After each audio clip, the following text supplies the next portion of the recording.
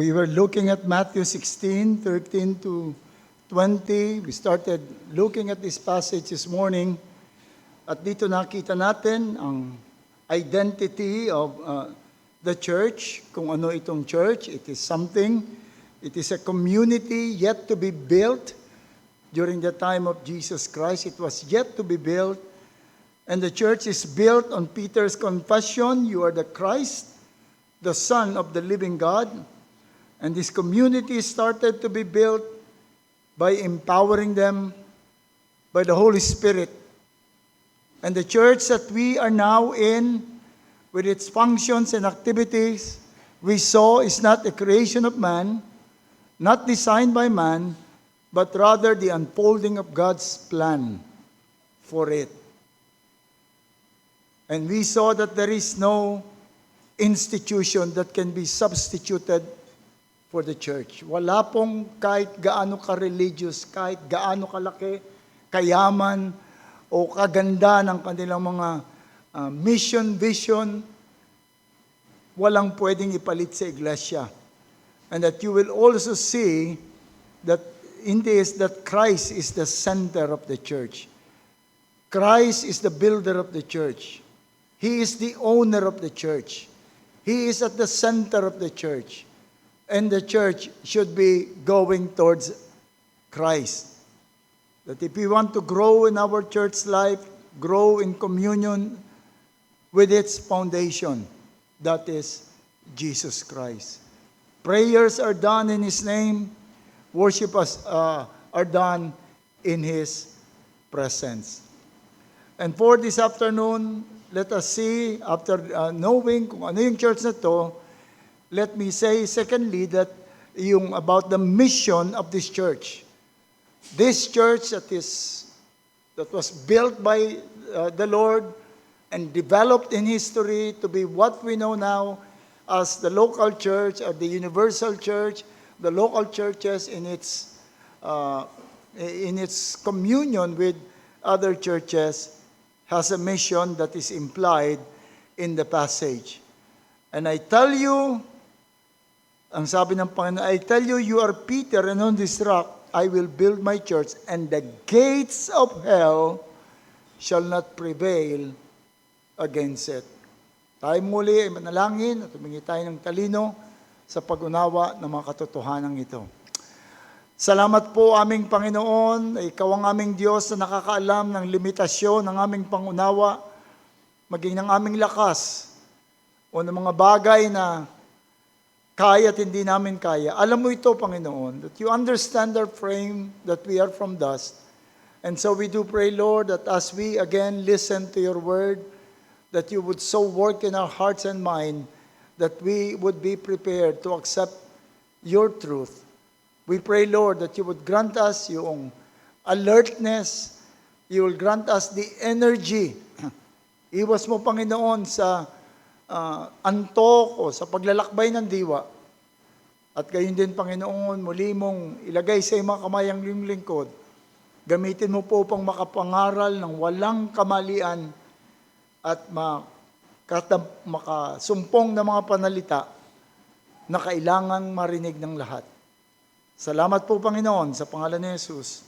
Amen. And the gates of hell shall not prevail against it. This is the picture of the church in its life. Do you see the picture of the church here presented? The gates of hell shall not prevail against the church. Firstly, an enemy of the church is here pictured. The gates of hell shall not prevail. May kaaway ang iglesia ng Panginoon. At ito'y tinawag ditong Hades. Some translation, yung ibang translation, tinranslate nila as hell, but some maintain the word Hades. Firstly, yun ang enemy. Hades is the equivalent of the Old Testament Hebrew word Sheol.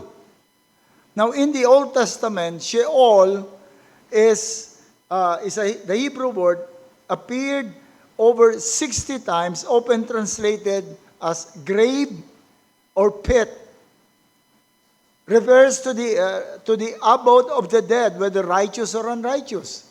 Pag nakita natin yung word na Sheol, hindi ibig sabihin ito kagad ay impyerno, kundi ito ay itong kanilang paniniwala na pinupuntahan ng mga namamatay.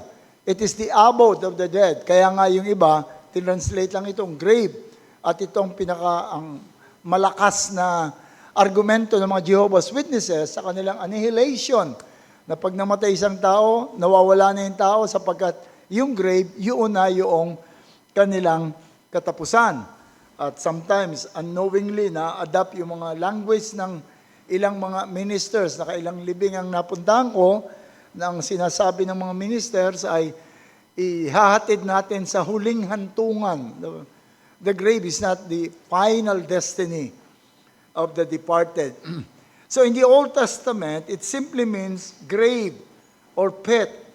But sometimes it is also, according to the context, it refers to hell, the place where the unrighteous would meet yung punishment for their sins.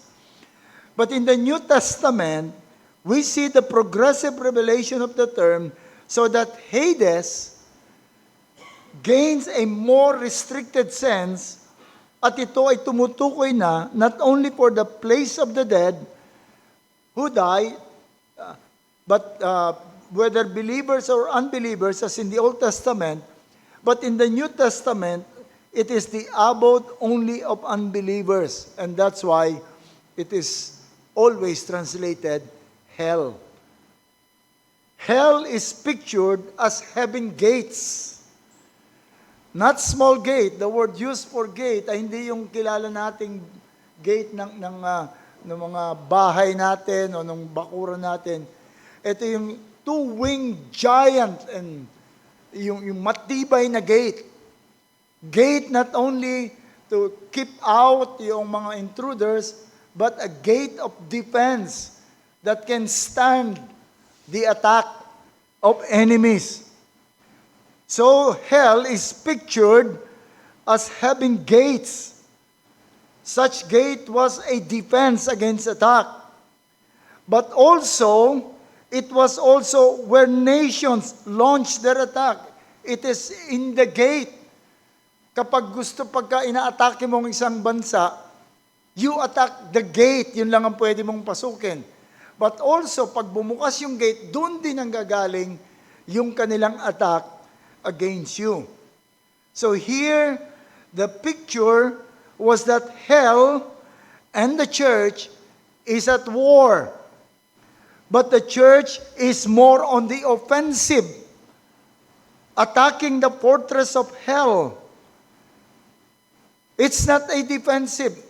Hindi ka minsan kasi ang translation nila is, the gates of hell shall not prevail against it, na matatalo natin yung atake ng mga kaaway, ng hell.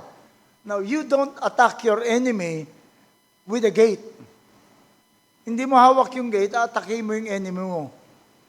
Your gate is intended to protect you. And so the picture being shown or given us here is that it is the church that is on the offensive. It is the church that is attacking hell. Although, in their attack, we can also see from the gate, yung hell, dito rin sila nanggagaling yung kanilang attack. And we are told that the gates of hell cannot prevail against the attack of the church. Hell cannot be protected by their gates. They will be defeated. And also, their counterattack, their attack coming out from the gate cannot defeat the church. Cannot defeat the church.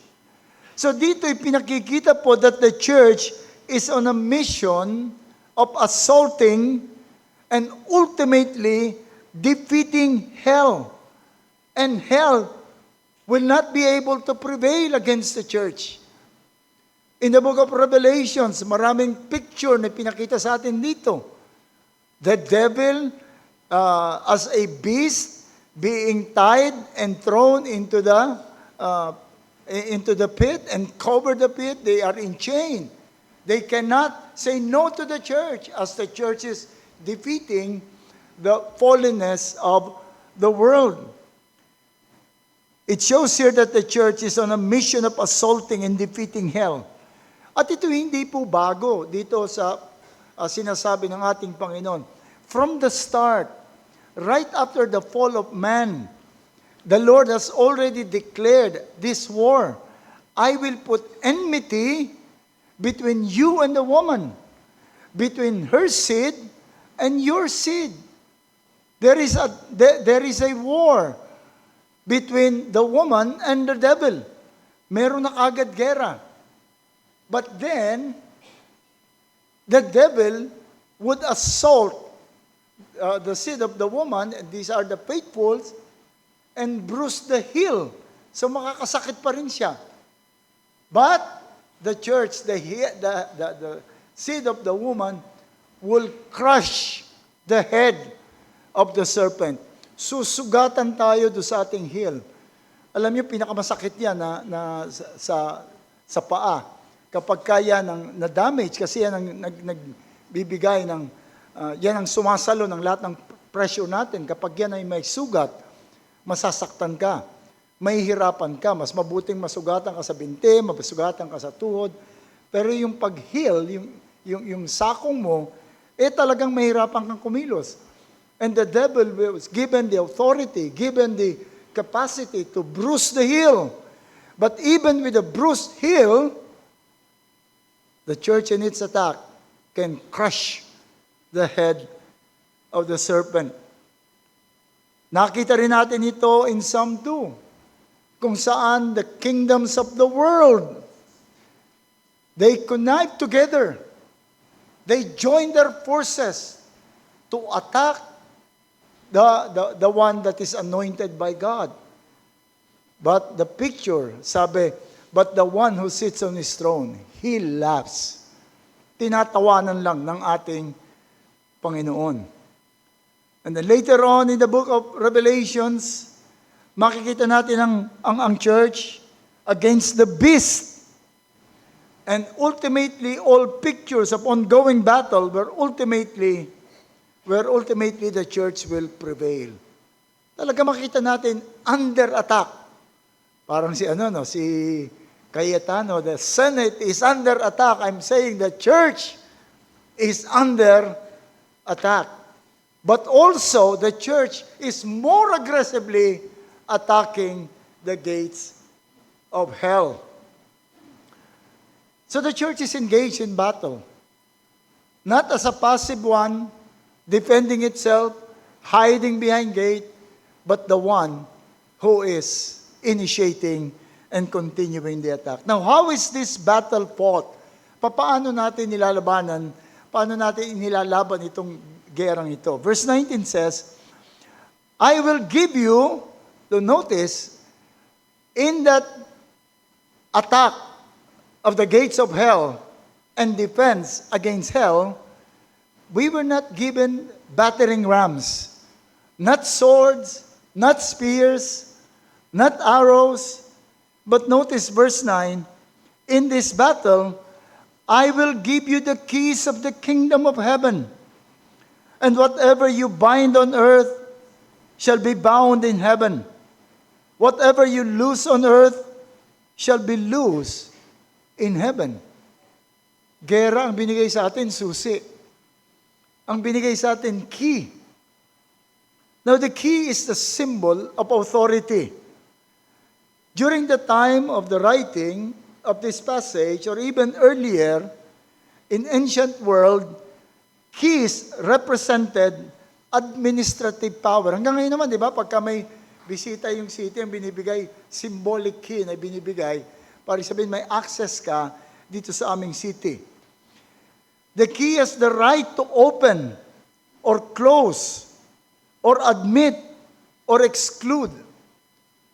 Exclusive right yun nung may hawak ng key. Katulad halimbawa, in a nuclear war, yung presidente, siya lang yung may hawak ng key noong nung pag-fire ng nuclear weapon. Kaya nga ngayon, kung nababalitaan ninyo, di ba, pinagbawal na yung, nakalimutan ko yung pangalan ng isang company, AI company, na ginagamit nila sa kanilang defense.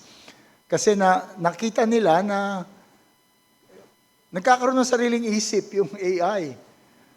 Yung tinitest nila, tumalon at nag-hack ng ibang AI outside do sa perimeter na ginawa nila. And then they discovered itong AI na to, it's improving itself. Nagki-create siya ng AI that is more intelligent to create another AI that is more intelligent. Kaya binawal ni Donald Trump, ni President Trump, yung paggamit ito sa lahat ng opisina because he was afraid that it might come to the point that it would make its own decision. When to fire the rockets, when to fire the missiles. Kaya sabi niya, pinaalis niya lahat ito. Because the key is the symbol of authority. Ikaw lamang pwedeng pumayag. Ikaw lamang pwedeng pumigil.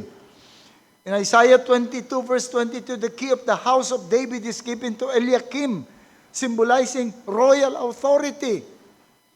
Jesus, using the imagery that is Peter, is giving authority. Jesus is giving authority to act under Christ's rule.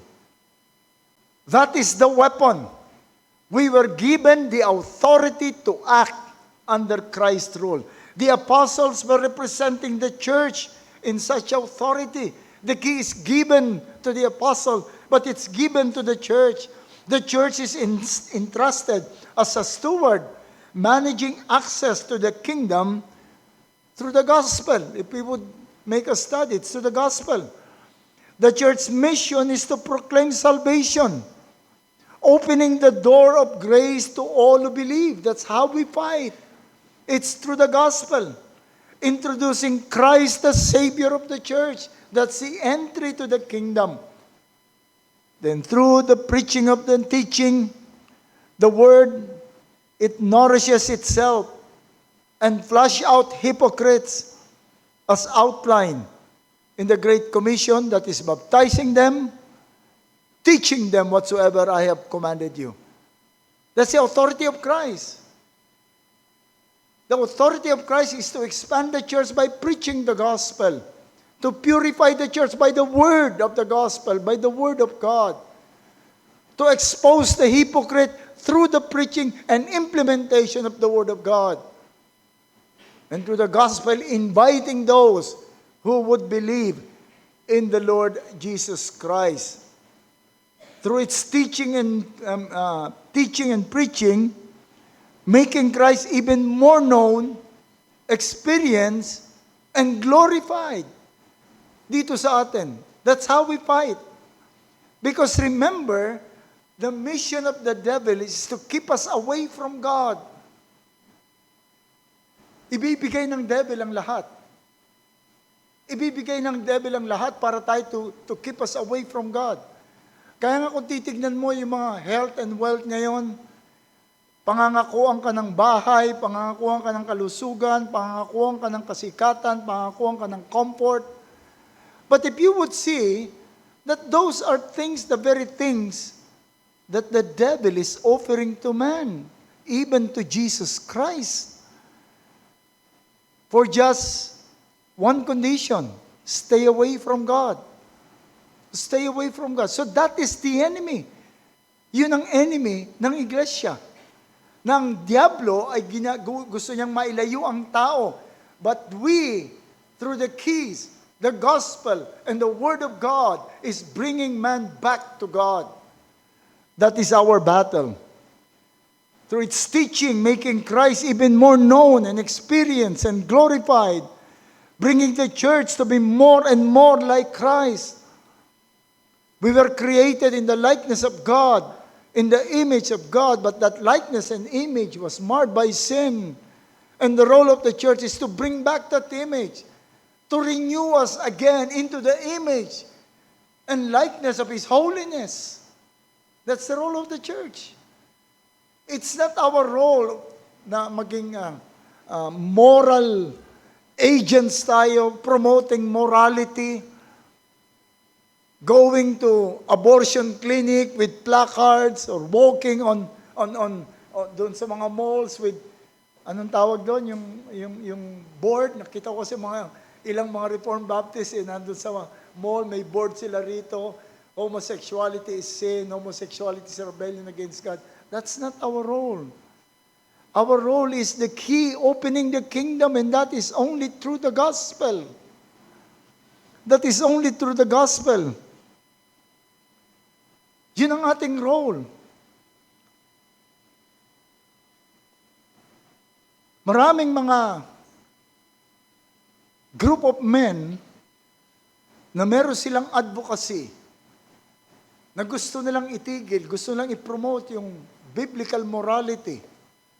And so gumagawa sila ng mga bagay na kanilang sa pag-aakala, ito ay will bring yung kaayusan ng mundo. But no. The devil will not allow its people. Satan will not allow its people to go along that path. Or maybe, he may allow his people to be angels of light. But our tool is just the gospel. Marami nagtatanong sa akin, paano bang gagawin ko yung office mate ko merong ka-live-in? Paano bang gagawin ko itong na-discover ko na itong isa ay homosexual? Paano gagawin ko? I say the same. We are not moral. We are not moralists. It is not the morality of the Bible that we are promoting, because it's just like, when you promote moralism, it's just like forcing goats to act like sheep in the flock of God. We are given the key, the gospel. Bring the gospel. Any moral discussion, any moral campaign must only be in the context of the gospel.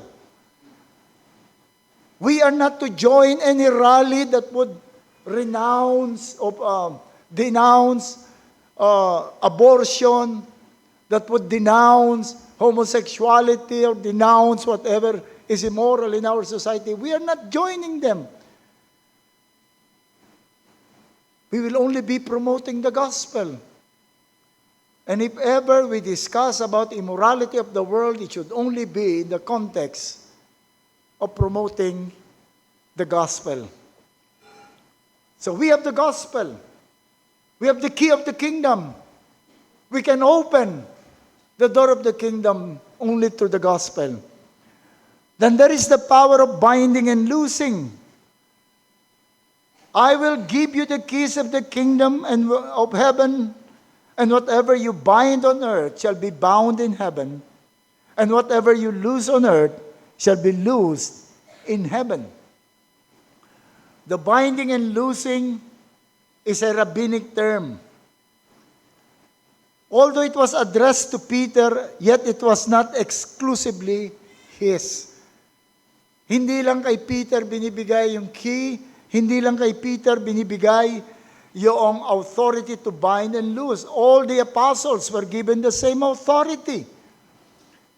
In Matthew 18, later on, in verse 18 to 19, we read, "Truly I say to you," was talking now to his apostles in general, apostles, "Truly I say to you, whatever you bind on earth shall be bound in heaven.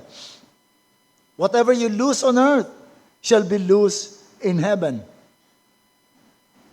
And again, I say to you, if 2 or 3 agree on earth," now it's not only for the apostles, even for the church that is gathered, that if 2 or 3 are gathered in my name, I say to you that if 2 or 3 agree on earth about anything they ask, it will be done for them by my Father in heaven. So it's not just Peter, it's not just the apostle, but it's the church.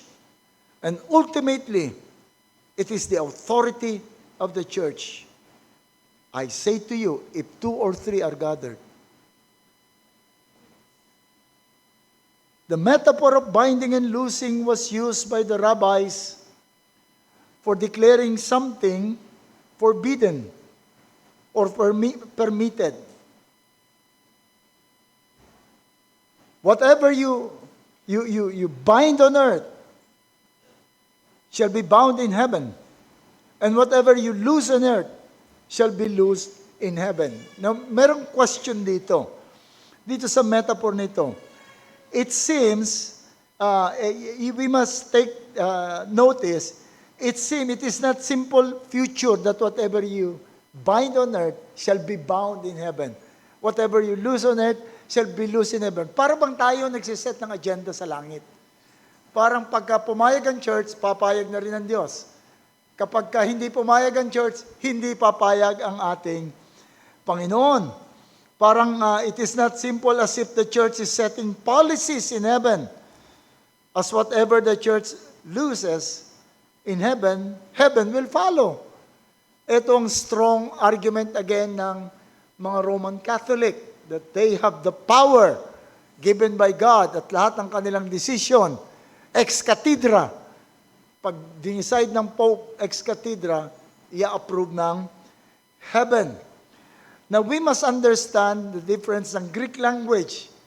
The Greek literally reads, hindi ito isang simple future. It's future perfect. It should be read, whatever you bound on earth shall have been bound in heaven. Whatever you loose in earth shall have been loosed in heaven. You see the difference? You don't decide and heaven will copy. You don't lose and heaven will follow. It's future perfect tense, which means that Peter, for that matter, the church, is just discerning and responding to what God has already done in heaven. That what has been done in heaven is being impressed by the Lord in the heart of the church. And that we would decide based on what heaven has decided. And it is through His Word.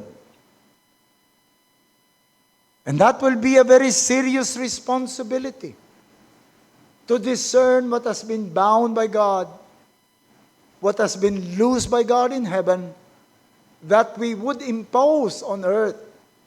That's the responsibility of the church. We saw this in Pentecost in Acts 2. When Peter preached, the gates were open. The gospel opened the gate and 3,000 were allowed to enter in.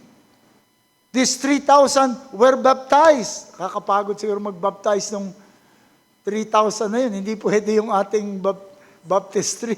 Matutuyo yun. Kapag 3,000 yung binaptize mo. It's a great responsibility. They preach the gospel. 3,000 profess Christianity. 3,000 profess faith. And they recognize that these people have been welcomed by the Lord. There has been a decision in heaven to save these people. And they are to accept these people. In Acts chapter 10, in Acts chapter 2, mga Jews pa lang yun. In Acts chapter 10, with a long story, Peter was called to sa house ni Cornelius, a Gentile. You know, yung separation ng Gentiles and Jews, they can never be together. They can worship the same God, that they can never be together doing the same thing for that same God. But in the house of Cornelius, when Peter was asked to bring the key of the kingdom to the house of Cornelius, and then the house of Cornelius, when they heard the gospel, when the gates of heaven was opened, and Peter recognizing that God has given the Spirit even to these Gentiles, kahit ayaw niya, kahit hindi siya komportable, but what can we do? The Lord has welcomed welcome these Gentiles, opening it to the Gentiles, and so on and so forth we see in the expansion of the church. When we accept or reject members, it will not be on our own standard, but on the standard set by God. The decision is God's. The decision has already been done in heaven. And we welcome those accepted by the Lord. Hindi ba tayo pwedeng magkamali? Yes, pwede tayo magkamali. Indeed, hindi nagkakamali. Kaya nga hindi lamang binding, hindi lamang accepting yung key, but loosing and binding. Loosing and binding. Opening and closing. As John MacArthur said when asked how one can be admitted in one open forum, how one can be admitted to the church, may isang tumayo kasi, I'm an Armenian, sabi niya, I want to join your church. Am I welcome in the church? And the answer of John MacArthur, if God welcomes you in His kingdom, we welcome you in the church, as long as you will not promote what is not preached in the church and divide the church. Kaya nga sabi nila, gusto ko yung nilagay niya hindi niya sinabing doon sa kanilang statement of faith, hindi niya sinabing, this is what we believe. Kasi baka mamaya meron namang hindi naniniwala, kundi this is what we teach. This is what we teach. If this is also what you teach, then proclaim it. If not, you're still welcome, but do not proclaim it.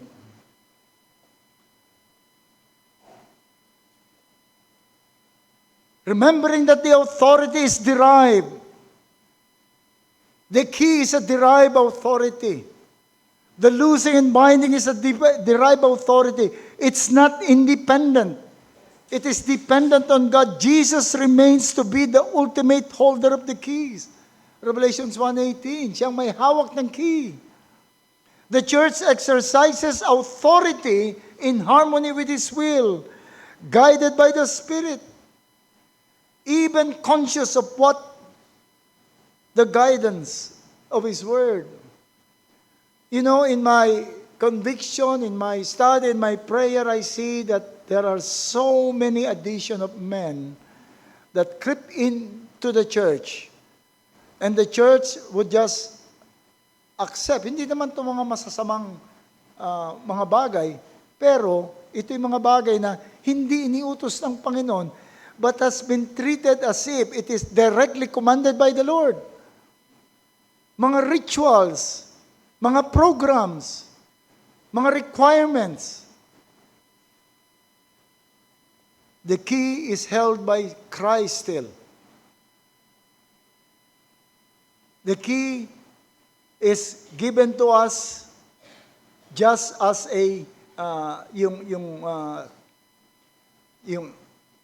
just a steward of the key, and even the loosing and the binding. So what do we get from here, from what we have heard nung kaninang umaga at sa ngayon, sa lahat ng ito? What do we need to remember about the church? Unang-una, we must remember that what is described here as we define the church and the mission of the church, what is described here is not what we ought to be as a church. It's not what we should do as a church. What is described here is what we are already as a church. Kung ano tayo. It is not a description of what we must do. It is not a description of what we must accomplish. It is what we are. We are a community built by Christ and owned by Christ, commissioned by Christ and empowered by Christ. That's what we are. that we confess Jesus. That's what we are. That we are empowered to prevail against the world. We do not become a church by prevailing. But that's what we are. These are not requirements, but what we already are by God's design. Once I was asked, it's a pastor that asked, do you require attendance in prayer meetings before being accepted into the membership of Sovereign Grace Church? Do you require faithfulness in all the services of the church before one is being accepted?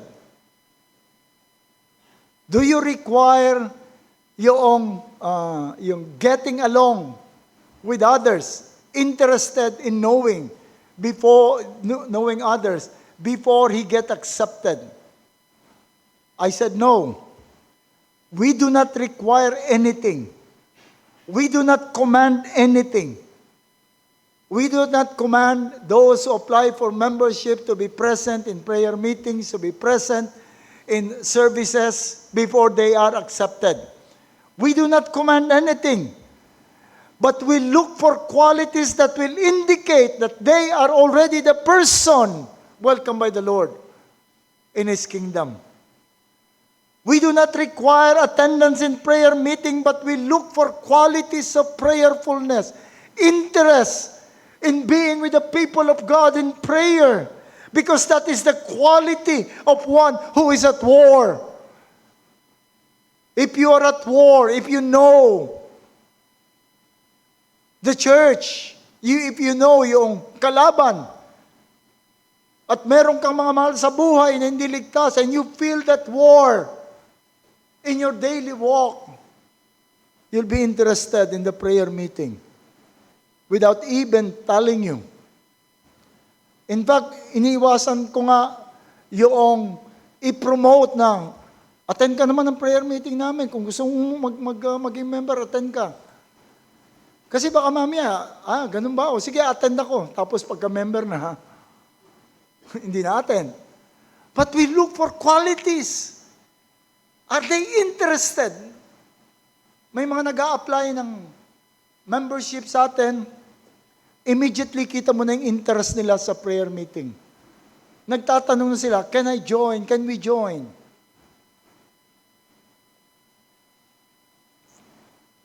We are not requiring attendance in worship. We are not requiring you to be present on time in all worship services before we can accept you to membership, but we look for worshipful attitude. Because that would be true to everyone who confess that Jesus is the Christ, the Son of the living God. Jesus Christ, the one prophesied in the most glorious manner in the Old Testament. If you believe that Christ, you would want to worship that Christ. You would want to gather with the people who worship Christ. You'll be interested in the body of Christ, in the bride of Christ. You'll be attracted to the church. Nakita mo doon sa book of Acts, they were not commanded. They were not commanded to stay together and follow yung sinabi sa atin sa Acts 2, continuing daily in the apostles' doctrine and in prayer and in fellowship and in breaking of bread. They were not commanded. They were simply attracted to those things. We welcome doon sa ating Lord's Supper to witness. Because a true saved person will truly long. We look for those things. Do we require quitting all practices and all conditions that is not giving glory to God? If you're smoking, kung ikaw ay member ng BTS Army, kung ikaw ay mahilig sa mga to worship yung mga Korean singers na hindi mo malaman kung babae o lalaki. Do you require quitting those things? No. No. But we see the quality of detachment from the world. Because that's the quality of one being built on the foundation of Christ. That is the quality of one who is at war with the world. He is sensitive with things that looks worldly. He is sensitive with activities that is not glorifying to God but looks worldly. He would ask. He would consult. He would seek for counsel. It's not a requirement. It's what a true child of God is. We are not looking for quality. Or we are not requiring any quality. We are looking for qualities of one who can be said to be a living stone being built on a living rock. And I can say even more na hinahanap natin. Sometimes I'm being may pinupuna sa akin na bakit daw wala tayong masyadong ganito, wala tayong program that would force some to be this, to be that. Because we do not want people to just obey programs. We do not want people to just follow rules. We want sinners saved by grace, believing in God, simply to express what they are. We just guide them. We just give them. When I saw somebody who is interested in serving, I see to it that I can lead them to the proper place instead of just requiring them. We are not requiring, we are not demanding, but we are observing, we are watching, and we are evaluating. And so do not come up with fulfilling yung life of the church simply to be accepted or simply to stay in the church. But do it because you want to express yourself in it. If you are struggling in it, the church can help you in that struggle. You don't have to be perfect in all those things. Malalaman mo kung sino yung tunay na nagdi-desire galing sa kanilang puso. And not only those who are commanded to, required to. Alam nyo, galing ako sa church, yung unang church na pinanggalingan ko, mga rigid ang aming program doon. Talagang may mga oras, may mga activities. Pero nung mawala kami doon sa church, nawala lahat, may dinalaw ako isang family ng deacon. Tapos yung anak ng deacon na yon ay nagpipreach pa nga doon sa church namin. Yung wife niya, naglilid ng kababaihan. Nung magkahiwa-hiwalay kami, dumalaw ko siguro after mga 5 or 10 years. Nakita ko yung malaking image ni Mary nandun sa kanilang sala. Sabi ko, what's that? Ano yan? Sabi niya, bumalik kami sa Catholic. Ang gulo-gulo ng ano eh. Gulo-gulo ng Protestant church eh. But they were so faithful that they were, yung mag-asawa, naging church board. Para member ng church board. At deacon pa yung isa. So we go back to Christ. Whatever is lacking, whatever is something that you do not see, do not experience in you, you go back to Christ. Because that's the foundation. You go back to Him. Go to Him in faith, in repentance. Cry out to Him. Pray that you would truly understand what Christianity is. But also because of this, we must be careful how we regard and treat churches. Everything that is said here about the ownership of Christ, about Christ Himself building the church, all that is said here is true to every church, not only to Reformed Baptist churches. Totoo ito sa bawat iglesia. We may disagree with many churches regarding some doctrines. Some may be erring in practices. Or some we may even reject some of these practices. But as long as they pass the test of being a church according to the standard of the Scripture, they are preaching the right gospel. They are exercising, they are observing the ordinances. These are the standard ng mga Puritans. Preaching the right gospel. Practicing yung mga ordinances. And observing discipline in the church. If they pass all those things, then they are a church of God. They're being built by the Lord. And they would find some time to grow. And if not, if they totally abandon their identity as a church, the Lord will dissolve them or make it clear to them.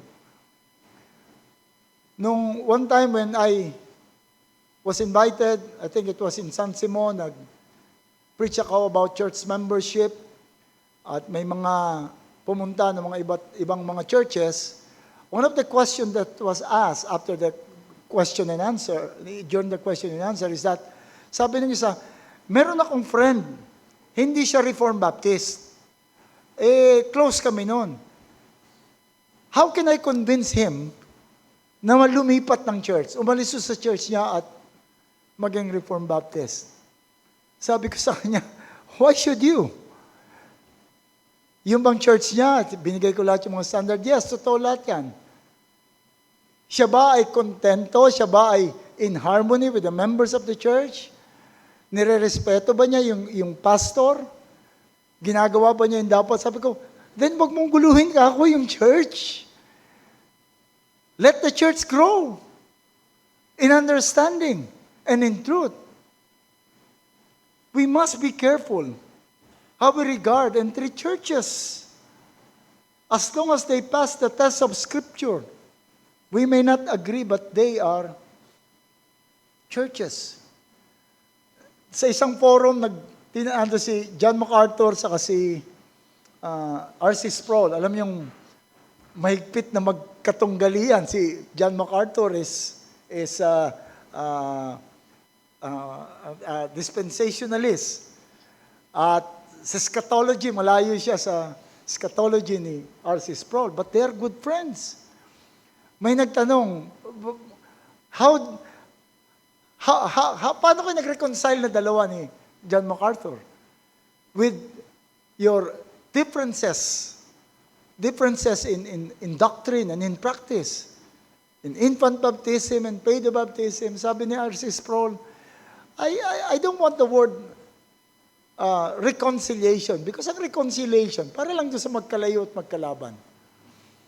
Sabi niya, kung titignan mo lahat ng mga importante, yung gospel, at sinabi niya lahat, magkasundo kami. Sabi niya ganyan. At para kami maging perfectly in agreement, one of them, like baptism, para kami totally in agreement, isa sa amin, i-give up. I may give up my paedo baptism, and he would give his credo baptism. And then R.C. Sproul said, and I'm willing to wait. Nagtawanan sila, but nakita mo yung dynamism ng dalawa. They respect each other. And we can afford the same respect to other churches. Never foul-mouth a church that is identified as a church of God that would pass the standard, never foul mouth, because that's still the church of God. Marami sa atin, including myself, left our previous churches. I left my church in tears, broken-hearted. Some of us left because of disagreement with some doctrines. Some we disapprove some practices. Some are in conflict with some members or even pastors. Yet if the church you left is still the church, I say the same. Respect and reverence the church, for it is still the church founded on Christ. It is still the bride of Christ. It's still the body of Christ. They may be welcoming so much people from the world, just like if you would read the letter of Christ to the 7 churches. Kahit na pinupuri silang lahat ng Panginoon, ang pintas, pinabayaan nyo si Balaam sa inyo. Pinabayaan nyo si Jezebel, pinabayaan niyo yung mga Nicolaitans. But still, the Lord regarded them as the church. So we have to be careful to ridicule them, to laugh at them, to insult them. They are still the church of God. Or if someone would be listening to this sermon, or right now, attending, listening to this, you are still in your church, but you have a growing disaffection with the church. You distrust or growing distrust to the leadership of the church, or you dislike the members of the church. Try to solve it biblically and lovingly. But if not, just leave and look for another church where you can peacefully be. But never foul mouth the church that you are in. Yung iba nga, nandun pa siya eh. Hindi pa siya umaalis, pina-foul mouth na eh. And I've experienced that even from among those who left this church to cover for their weaknesses. What they do is to attack the church and attack me. Do not do that. It's still the church of God. If you want to grow in your church life, grow in communion with its foundation. And the foundation is Christ. You cannot grow in church by trying to change the church, to change its policies, to change the way of the leaders, but grow in your nearness to the foundation, and that is Christ. Prayer is done in the name of Christ. Worship is done in the presence of Christ. Then you can be in a church with the right program, with the right manner, that you can agree. But if you are far from Christ, masisira din yung church. Yung nga sinasabi ko dun sa mga na-divide na church eh. Ang sabi ko sa kanila, yung mga humiwalay, ang sabi ko, ilan na tong church na to, ang isang danger ninyo, nagkasama-sama kayo, nag-agree kayo, dahil marami kayong disagreement do sa previous church. You have a common enemy. You have a common object of your disaffection. Kaya let us go. Let us gather together. Whatever is wrong with that church, let us correct here. Whatever we dislike about this church, let us change it here. Let us begin with a new beginning. At nagsimula sila. Na covenant, nakapaglagay ng pastor. So nakalimutan na nila yung kanilang disagreement at disaffection sa buong church. Sila na ngayon ang magtitingin ng mga mali. Madidiscover na nila ngayon yung mga hindi maganda. Why? Because it was not Christ. Christ was not at the center of what they did. They were not looking for Christ. They were not trying to do closer to Christ. They want to be reformers. And some of them even with a messianic tendency, believing that they are the key to the change. The key is Christ. He is the foundation. He is at the very center. He is the very reason why we gather. He is our advocate. He is our mediator. We need Christ. Stay close to Christ. If this church, if you want us to be united, if you want us to be in harmony with one another, if you want us to maintain the unity, let us all focus on Christ and seek Christ. 1 John 1 says, that which we have seen and heard, have touched with our hands, we declare to you, and that is Christ. Because our fellowship is with the Father and with His Son. Meaning, if you are not in fellowship with Christ, you will just destroy the church. You would always see something that you would disagree with, that you will not like. Kaya minsan kapag hindi yung talino ng mga members, hindi yung theological sabi ng mga members na wide reader yan, magiging good asset yan ng church. Deep yan in theology, magiging good asset yan ng church. Nag-aral yan sa seminary, magiging good asset yan ng church. No. How is his communion with Christ? His relationship with Christ? Because if not, he will just destroy the church. Let us make Christ as our goal, our foundation. Let us build relationship with Christ as we build relationship with one another. I also have words for those who are not part of the church, most particularly those who have been ignoring the call of the gospel.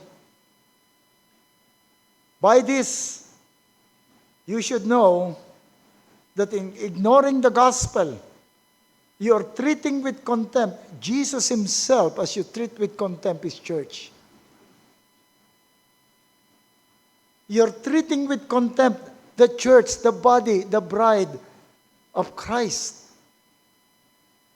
To throw all that has been prophesied about Christ in the Old Testament, parang tinapon mo lahat. That you cannot say, He is the Christ, the Son of the living God. And I'm sure you have heard these things. Many times you have heard these things. But you still say, no, I don't need that. I don't need this church. I don't need Christ. And remember, there is a battle going on. There is hell hiding behind their gates while assaulting the church. And there is the church besieging hell. Have you noticed? There is no in-between. Yung South Korea, sa North Korea, magkalaban yan. Hindi ka pwedeng pumasok sa territory nila. But there is a zone in the middle. Kalimutan ko yung tawag nila ron. Demilitarized zone. The demilitarized zone is for neutrals. You're not against South, you're not against North, you can stay that. You stay there. But in the battle with the church, the battle of the church against the world, there is no demilitarized zone. You either belong to Christ or you are on the side of the devil fighting against the church, showing contempt for the church. You may be kind, full of common grace, but if you are not on the side of Christ, Christ said, if you are not gathering with me, you are what? you're scattering. You'll be on the side of the battle. You're closing the door of the kingdom. Kasi isipin mo, kung ikaw mismo hindi ko may kilala, ang dami mong alam, ang dami mong lumaki ka sa church, alam mo lahat, ang dami mo. And then you will be surrounded by unbelievers sa school, sa office. What gospel can you share? What life can you? So you are closing the kingdom. Mas mahirap pa nga yung mabait. Mabait yan na umaaten yan dyan sa Sovereign Grace Church. Mabait yan. Pero okay naman pala ganun, basta mabait ka lang eh. So you're even closing the door of the gospel. Come to Jesus. Come to Jesus. He's inviting you. Come to the gate, the narrow gate, leading to narrow path. But at the end of that narrow gate and narrow path is life. Come to Jesus. Repent of your sin and believe. Let's pray. Salamat po aming Panginoon na muli ikaw ang siyang nagpaalala sa amin sa pamagitan ng iyong salita kung gaano ka-precious ang iyong iglesia, kung gaano kahalaga ang lahat ng iyong ginawa to save man from the assault of the devil, to snatch sinners away from the gates of hell, to redeem sinners so that he will not be with the devil when the devil is finally thrown in hell. Lord, help this church. Help us, Lord, to truly realize the battle that we are in. Help us, Lord, to truly deal and treat this battle very seriously. Show us, Lord, truly the quality of one who is engaged in this battle on the side of Christ. And Lord, we pray, we beg, we cry out to you, Lord. Save those who are still in the gates of hell with the devil against the church. Bless your word, O God. In Christ's name. Amen.